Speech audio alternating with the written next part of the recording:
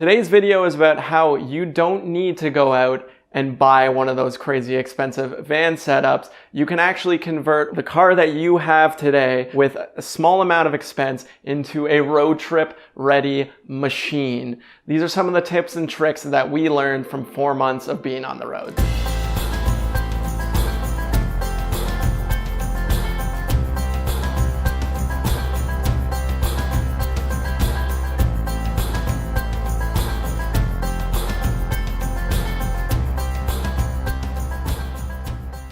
Going on a 4-month road trip was bar none the best decision I have made in my entire life. One of the key factors in making a long-term road trip super affordable is lowering your sleeping costs, because aside from food, sleeping is gonna be your next major cost. Some of these campsites can get up to like $30, $40 a night, and if you're on the road for months, that adds up insanely fast. So if you're new to the channel, we actually built a sleeping platform in the back of the RAV, and you can check out a bit more details on that in the previous video I made.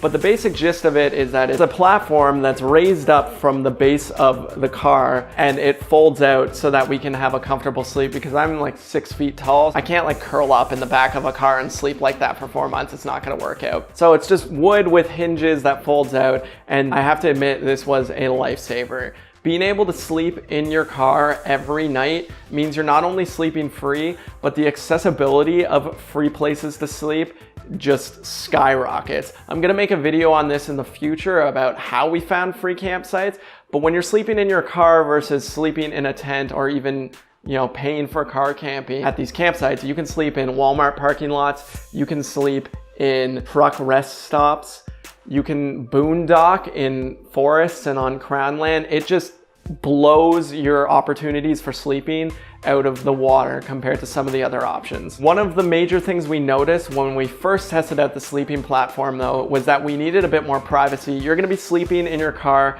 and odds are if you're on the road for a while, your car becomes kind of your safe haven. It's the only space that's really yours, and so you want to be able to kind of close yourself off to the world at the end of the day and feel like you're not only safe, but you also have a good amount of privacy. To solve this issue, we actually went out to the dollar store and bought shower curtains, which probably costs around $2 each, and we also got some hemp rope. So every night what we would do is, once we had the bed set up and we were on the inside, we would set up these curtains, and this was a super cheap way to give us some privacy from the rest of the world.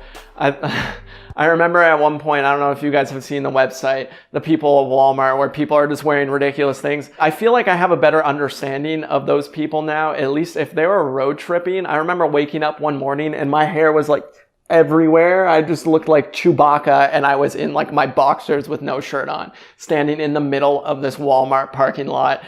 So privacy is important for sure.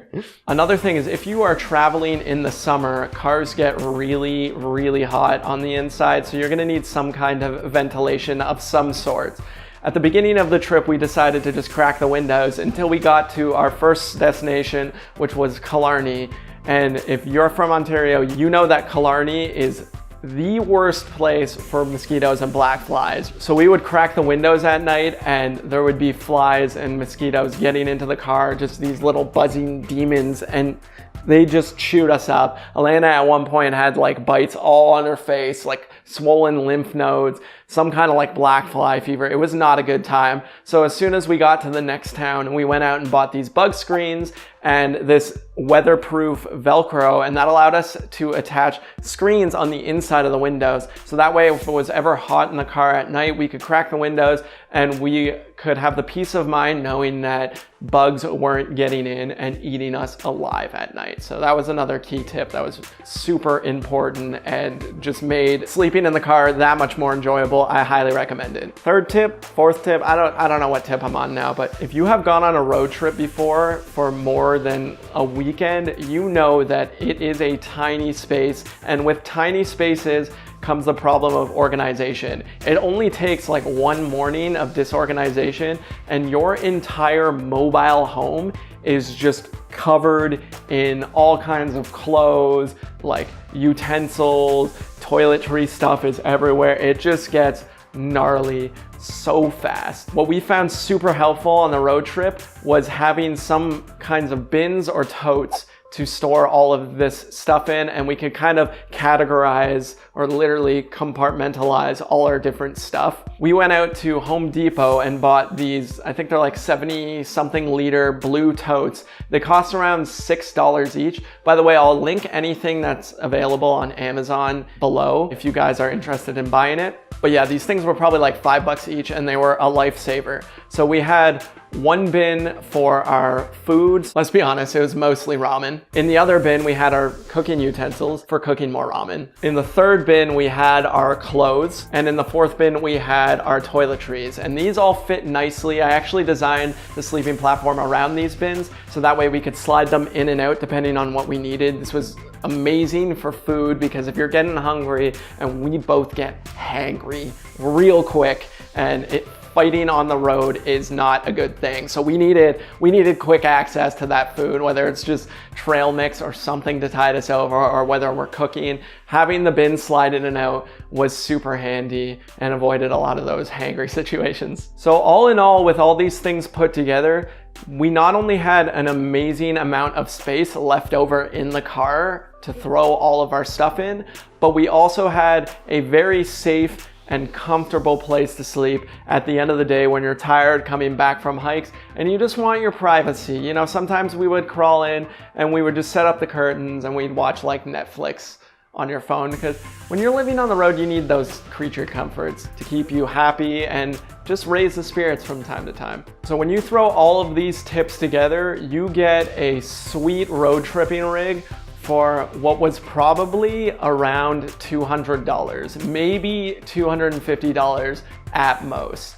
It's way, way more affordable than going out and buying a Westphalia. And I've seen this setup accomplished in a Honda Fit. And that was actually when I first decided that I wanted to make a sleeping platform, was because I saw it done in a tiny car. So I knew it was possible pretty much in any car at that point. Anyways, I hope you guys like seeing this road trip setup. I hope it gave you guys a little bit of information and inspiration so you can get out on the road, because it is absolutely life-changing and I would recommend it to anyone. If you guys like this video, please give it a thumbs up. It means a ton to me. And if you want to see more of our road trip, I actually vlogged every single day of it, so I'll link it up here.